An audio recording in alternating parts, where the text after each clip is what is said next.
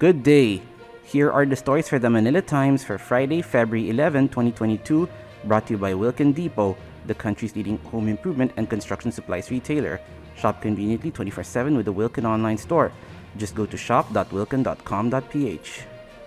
The Commission on Elections lifted obstacles to the presidential bid of former Senator Ferdinand Bongbong Marcos Jr. when it dismissed all of the remaining disqualification cases filed against him. In a 44-page resolution penned by Commissioner Amy Ferolino of the 1st Division and concurred in by Commissioner Marlon Casquejo, the poll body dismissed the 3 remaining petitions for lack of merit. Socio-Economic Planning Secretary Carl Chua believes that shifting the National Capital Region to Alert Level 1 next month could add 11.2 billion pesos to the economy. Metro Manila is under Alert Level 2 along with Bulacan, Cavite, Rizal, Batanes, Biliran, Southern Leyte, and Basilan.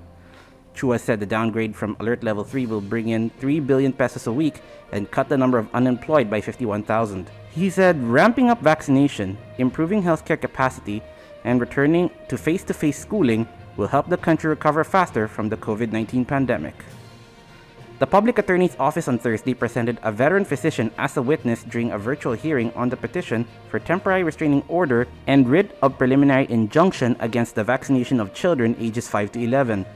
Dr. Benigno Agbayani Jr., co-founder and past president of the Concerned Doctors and Citizens of the Philippines, in a judicial affidavit submitted before the Quezon City Regional Trial Court Branch 96 Judge Primo Sio, argued that COVID-19 vaccines are experimental in nature, hence their safety and ill effects are yet to be determined. Vaccine czar Carlito Galvez Jr. sees the need for the government to impose a strong mandate on the vaccination of children once the majority of them receive COVID-19 shots. Galvez, who is also the chief implementer of the National Task Force against COVID-19, reiterated the urgency of vaccinating students against COVID-19 as part of the government's preparation for the safe resumption of face-to-face classes. Vice presidential candidate Sara Duterte Carpio hopes to get the endorsement of her father, President Rodrigo Duterte, for Ferdinand Bongbong Marcos Jr. in the May elections. Speaking to reporters in Bulacan on Thursday, Duterte Carpio said he hopes to get her father's backing for her partner in the UNI team, but she will also respect his decision if he refuses. The Davao City Mayor said she has not spoken with her father recently, but they are expected to meet during upcoming family occasions. She said there are birthdays in the family in March and April, so she could talk to the president during those events. The president will celebrate his 77th birthday on March 28. In November, Duterte called Marcos a weak leader and ruled out a coalition with his daughter's Lakas CMD. Duterte and the administration party Partido Demokratiko Pilipino Lakas ng Bayan have yet to endorse a presidential candidate. The PDP Laban has no standard bearer and has adopted Duterte Carpio as its vice presidential candidate. The government's Pandemic Task Force on Thursday released a resolution recognizing COVID-19 vaccination certificates of arriving passengers from 4 more countries. Cabinet Secretary and Acting Palace Spokesman Carla Alexei Nograles said the Interagency Task Force for the Management of Emerging Infectious Diseases approved the proposal of the Department of Foreign Affairs to accept the vaccination certificates issued by the governments of Brazil, Israel, South Korea, and Timor-Leste. The IATF previously approved the entry of travelers with the World Health Organization International Certificates of Vaccination and Prophylaxis, VaxCert-PH, or the National Digital Certificate of their government that also accepts VaxCert-PH as status proof.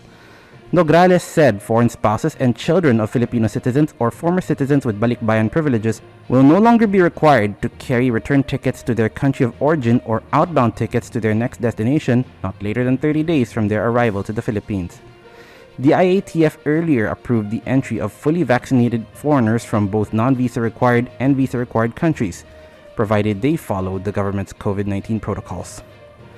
Over to business, the number of unemployed Filipinos slightly went up in December, the Philippine Statistics Authority said.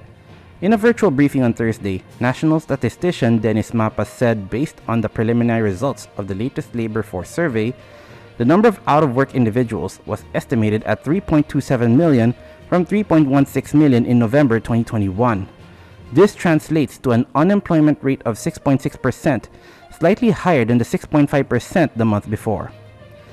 In sports, the De La Salle College of St. Benilde awarded Filipino Olympic gold medalist Heidelin Diaz with the Benilde Medallion on Wednesday. Diaz is the first recipient of the award, which symbolizes the highest recognition the academic institution can give to its members. In addition, CSB also introduced a new scholarship program on the Olympians' behalf named the Benilde Heidelin Diaz Scholarship for Athletes. The program will award full scholarships to 5 national athletes. Rigoberto Tiglao and Ruben Torres are today's front page columnists.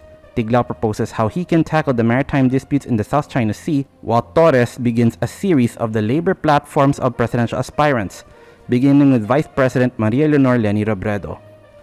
Today's editorial tackles another missile being assembled in North Korea. Read a full version on the paper's opinion section or listen to the Voice of the Times. For more news and information, get a copy of the Manila Times on print, subscribe to its digital platform, or log on to www.manilatimes.net. Follow us on Twitter, Facebook, or Instagram, and keep up with the Times.